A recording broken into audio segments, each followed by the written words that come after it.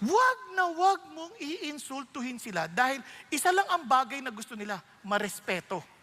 Parang sinasabi niya, wag kayong susunod sa mga asawa ninyo. Now listen to this, alam niyo kayo maraming pamilya sira, di tayo nakikinig sa Diyos eh. Mga babae, wag na wag niyong hihiyain ang asawa niyong lalaki. Minsan lagi natin pinagtatawa ng asawa natin. Parang pinagmamalaki natin na hindi mas marunong ako mas magaling. Wag! Kahit anong galing ninyo mga babae, wag niyong hihiyain ang asawa ninyo. Kaya nga ibang mga asawa ng mga babae dito, yung mga asawa nyo, hindi sumasama sa Bible study kasi hinihiya ninyo eh. Pagdating sa Bible study, asawa ko. Lasinggero yan. Huwag mo nang ipaglandakan. Ano ka ba? Bigyan mo ng dangal ang asawa mong maging mga anak yung lalaki.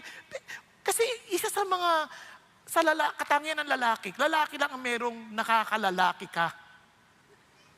Kaya nga nagsusuntukan sa daan eh. Parang ayaw na ipakitang sila ay mahina, takot. Kasi nakakalalaki ka eh. May katangi-tanging yabang ang mga lalaki. Tama ba, Nol? Kahit sinong lalaki, may kakaiba, hindi sila kaparin ng babae. Babae, ibang klase eh. Pero alam nyo, isa sa pinakasakit talaga ng karamihan ng babae, madaldal sila. Kaya hindi nila naiingatan na yung asawa nila nadadali. Kakakwento, yung asawa nila napapahiya na. Nakuha nyo? Kaya nga sa Bible, ang una sa mga gusto nyo maintindihan ng favor ng Diyos, tingnan nyo, papakita ko lang sa inyo. Dito pa lang, kita nyo na kagad eh. Alam nyo kung ano? Submission. In the same way, you wives, be submissive to your own husbands. So that even if any of them are disobedient to the word, ano daw? Masunurin sila sa Diyos? Hindi.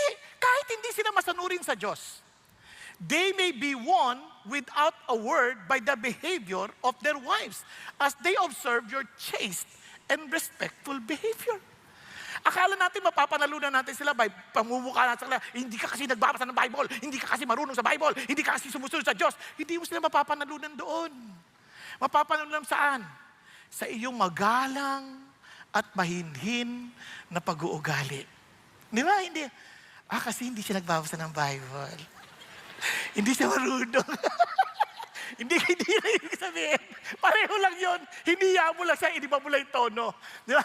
Ang ibig sabihin talagang with showing respect. Di ba? Showing respect sa ibang paraan. Pero itong amazing part, habang nakikita nila yung respeto mo, lalo naman silang nawiwin sa'yo. Naalala ko tuloy si Gloria.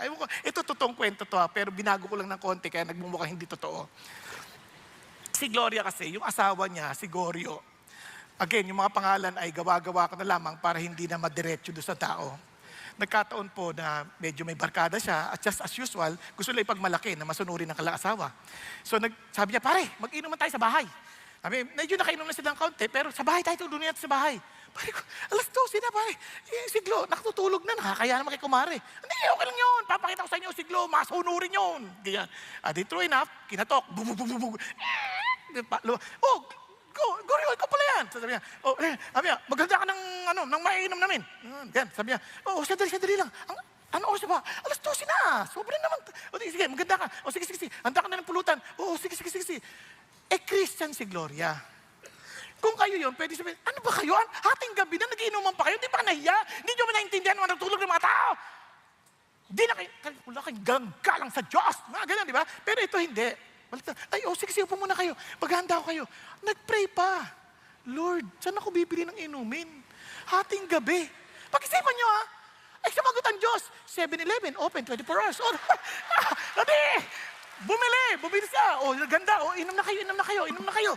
Tapos, naganda pa, nagluluto pa ng pulutan. Kumakanta pa. In Him we live and move and have our being. Di nagtataka na yung mga kumpare.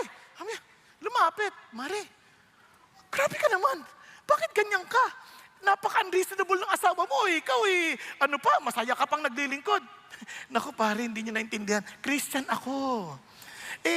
dahil Christian ako, pag namatay ako, alam ko sa langit ako. Eh, yung asawa ko, hindi Christian yan.